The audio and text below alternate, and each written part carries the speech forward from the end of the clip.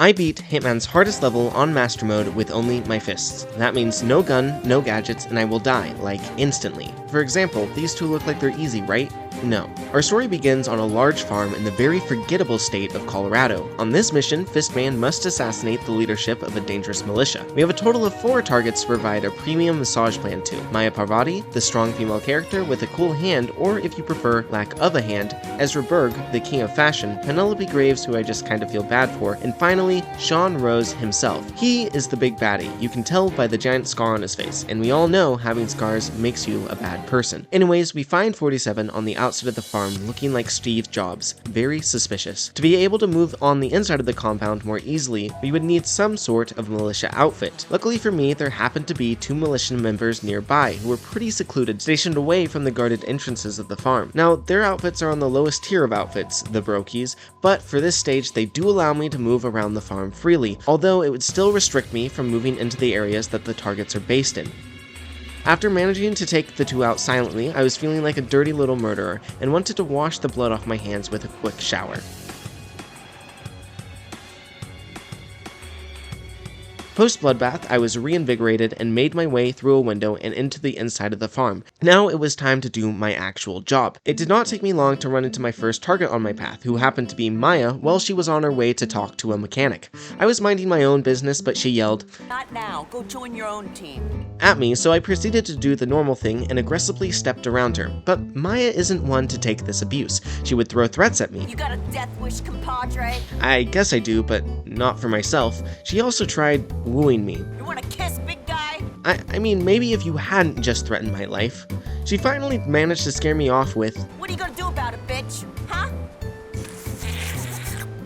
how do you not run away from someone like that? She is clearly a demon. Luckily for my ears, we would hopefully not have to hear that again, as Maya was to be my first target. I'll talk about why later. The barn that Maya spends most of her time inside of is heavily guarded with 4 main entrances. I could not simply stroll in because the militia soldier outfit I had gotten at the start of the mission did not give me access. There's the front entrance that has 2 and sometimes 3 guards, along with a security camera. The left entrance is guarded by a bunch of guards, but you could easily slip past them, although you would soon be seen by the soldiers inside of the barn. The top entrance was guarded by 2 guards and another security camera, and then the back entrance had another pair of guards that you could sneak past, but there is a security camera looking out the back of the barn, so still kind of difficult to maneuver around. Across all of my attempts, I actually tried using every entrance, and I died a lot, but through all of that failure, I developed a strategy to get inside. If you go back to the area I was harassing Maya in, there is a fire alarm in a nearby building. Pulling this causes the guards to start freaking out, and so they will leave their posts. After pulling the alarm, I ran to the front entrance of the barn. After a few minutes, the 2 guards stationed at the entrance walked away, and I strolled right into the barn. One of the militia spec ops members, who are the ones that surround Maya, happened to be turned away from me, and there were no other guards nearby, so I took him out and stole his clothes. I could now come and leave from the barn as I pleased. I used my new disguise to closely follow Parvati and tracked her movements. I was disheartened to see that the demon child was never ever truly alone. She was always talking to someone or next to a guard who would hear if I initiated melee combat. After realizing that I could not take her out completely silently, I decided to strangle her inside of the barn. With 2 guards next to her, I needed to complete the exorcism quickly and then make my escape. I managed to expel the demons from her, but a soldier next to us heard the commotion and began to fire at me. The sound of gunfire is always followed by a huge invasion of guards on this map, so I needed to escape quickly.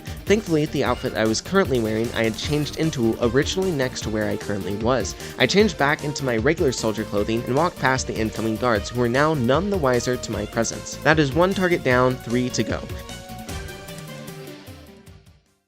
Now, it took a long time to plan out the Maya section of the level, but carrying it out only took about 10 minutes. I still had a long way to go before the level would be over. I had the 3 remaining targets to contend with, and this is the section of the playthrough that I spent a lot of time almost winning. You might be wondering why these 3 would be so much more complicated than Maya, and that is because of the wind conditions of Colorado. On the Colorado level of Hitman, after assassinating the main 4 targets, you have to go into the basement of the farmhouse and into the tornado shelter. Since I had not had to do this section of Colorado since I first played Hitman, I was not thinking about it in my first few playthroughs. On my 6th attempt, I even managed to assassinate all of my targets, but then I was horrified to find that I could not beat the level because the basement of the farmhouse was locked, and you need Sean Rose's face to make it into the tornado shelter, but I had no idea where his body was. In this section, I knew that I had to take out my 3 targets in such a manner that I had access to the basement, and I also had to make sure I could get Sean's body to the basement without anyone noticing. I had an idea on how to do both things. The farmhouse on the level has 3 main floors, the upstairs, ground ground floor and basement. Rose can often be found on the top floor in his office. Penelope sometimes comes through the ground floor to do some work, and Ezra goes into the basement. To get Sean into the basement, I would have to find a way to keep at least one of the 2 doors to the basement open. Since Ezra goes through the basement door on the outside,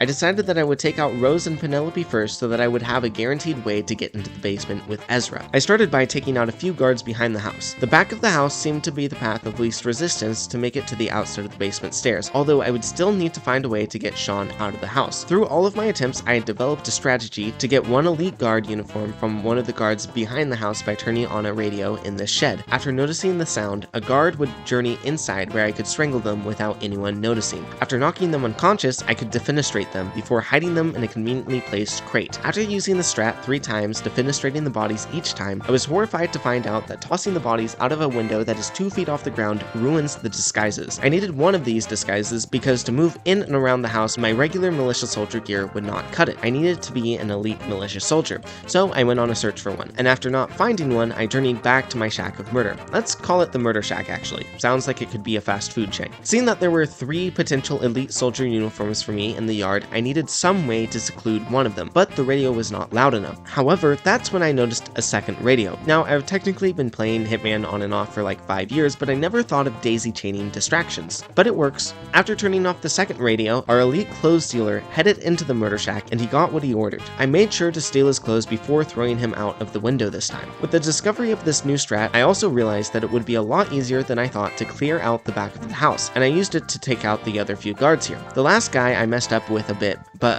it didn't really matter because he brought a fully automatic weapon to a fistfight. After serving my customers, I went to investigate the path I would need to take to get Sean's body outside and into the basement. The backyard was clear, but the side of the house with the basement entrance still had a few obstacles. The camera was a large one, as well as a guard watching the entrances. I silently took out the guard and stuffed him in a box, so now I only had the camera to take care of. Window guard is a serious issue that needs to be taken care of at some point. I don't think he will like my excuse of being a mortician if he sees me moving Rose's body in front of him. With the yard prepped, I decided to start setting up everything else I would need to take out Sean and Penelope, and so I went inside through the bathroom window. There I used a sink to distract a guard and throw him out the window, where he landed on a platform, which you can't move bodies off of, apparently. Well, hopefully no one goes in the backyard and raises the alarm. Seconds later, I realized that I had not actually taken out all of the people that go into the backyard when a first floor hacker noticed the suspended body and raced to tell guards. I was out of there, but thankfully this happened with a random body and not when I was attempting to move Sean at the end of the level. After the heat started to die down, I went back through the window where I took out another guard and tossed him out. But Hacker Man just happened to be in the backyard again to see this, forcing me to go hide in a freezer for a bit. I did not get food this time though. I exited the freezer to see the impossible.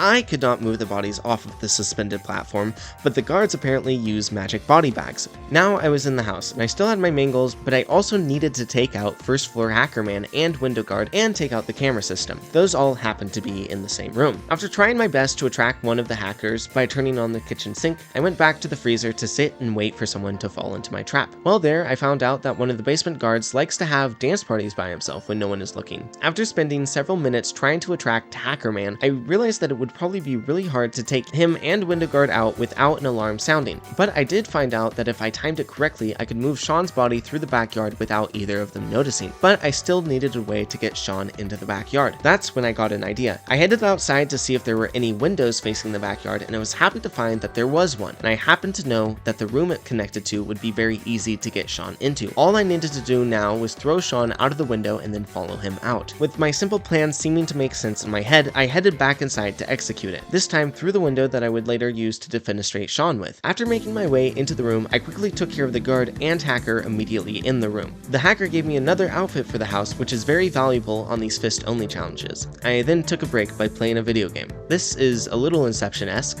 The room had a second guard that would periodically come back to it, so I took him out and decided to use his body to test the window strap. Unfortunately, it would not work at the moment as another guard on the outside of the house heard the body hit the ground and went to investigate. This could be a death sentence sentence while trying to move Sean. After spending several minutes on the top floor, I decided that I would need more test subjects for my window theory, and the easiest way to do that would be to start clearing out the top floor. I decided to start with the hacker room, as they are the most dangerous. Why, you ask? Because you can see they don't have firearms, meaning that they probably understand the power of the fist. Once I had gotten all of the bodies back to the window room, I tossed them out to attract the attentive guard. I had decided to just take out this guard, and with him gone, I would be able to freely use the window to move Sean into the backyard. After climbing down from the second story, I was surprised to find that not just one guard had come into the area. I was trapped from going back up and scared to engage, but I was forced to when the first guard walked around a corner towards me. After knocking him to the ground, I ran to the second as he lowered the gun he had raised at me, giving me enough time to knock him to the ground as well before taking a few shots from a third guard, finally managing to make my way back into the house and into the freezer.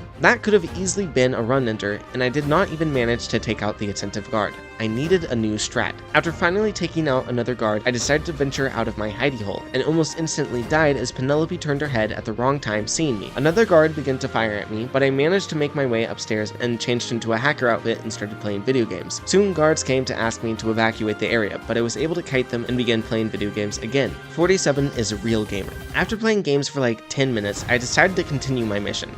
I started by taking out one of Rose's security guards while he was away with the other two. This would make it a lot easier to take out Rose later. A few minutes later, Rose returned, and while stalking him, I noticed something at the bottom of my screen. The attentive guard who I had been keeping tabs on had heard the radio in the murder shack while dealing with all of the body cleanups. I raced back to the video game room and changed into my other outfit before jumping out the window and jogging over to the murder shack, where I provided its services to its latest customer. That radio is the MVP of the run. After returning to my upstairs perch, I decided it was time for Sean. After trying every distraction in the book to get his or his guard's attention, I realized none of it would work, and I'd just have to run in, fists blazing. Rose did eventually just walk out of the room though, and I took the opportunity to murder him, stashing his body by the game station where no one should go at this point. After this, I decided to clear out his other two guards, leaving the upstairs vacant. I decided to test my window strat once again, this time with one of Rose's guards, but I was disappointed to see that the sound of the crashing body was still picked up by a nearby guard. It would be hard to take him out without any of the other guards noticing, and if it resulted in a firefight similar to the last, I was very unsure about winning. At this point, why don't I just clear out the entire house?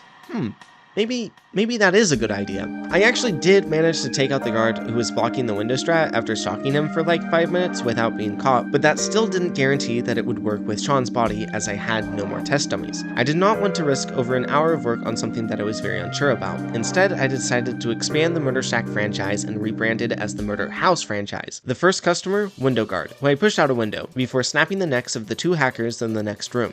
I then managed to destroy the surveillance system, which eliminated the threat of the camera on the stairs. Guards rushed into the house, but I simply hid inside of a conveniently placed wardrobe.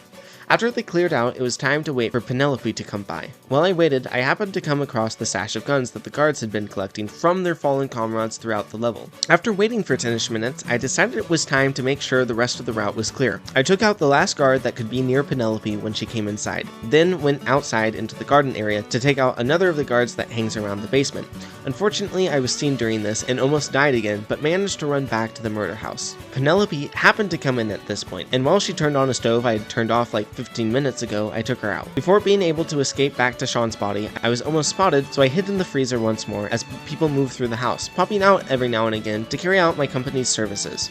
It was now finally time to finish up the mission. The path to the basement was clear, and all I needed to do now was to eliminate Ezra in such a way that I could keep the basement door open. After wandering over to the basement, while Ezra was inside, I waited for the handsome man to leave. A few seconds later, one of the two basement guards followed, and I sprung into action, taking him out and dragging him away. After waiting for Ezra to come back and see the guard's gun, I waited for the other guard to come open the basement door before snapping his neck and jamming his body into the door. As alarm bells rang, I quickly hid in a nearby box, barely avoiding discovery by the several militia members. After the heat died down, Ezra made his way back to the basement, falling right into my hands, and I knocked out my final target and placed him at the bottom of the stairs. I did not want to kill him just yet, as the door could glitch close or something, and my run could be ruined. I was very paranoid at this point. I ran back inside and grabbed Sean, dragging him through the game room, the upstairs hallway, down the stairs, past the clock, through the server room, through the camera room, out the back door, through the backyard, and finally down the basement stairs and into the basement. After Sean was safely in the basement, I snapped Ezra's neck stick and use Sean's face to unlock the tornado shelter. After a quick bit of story, I made my escape. And that is how I beat one of, if not the hardest Hitman level with only my fists on Master Mode in an hour and 44 minutes,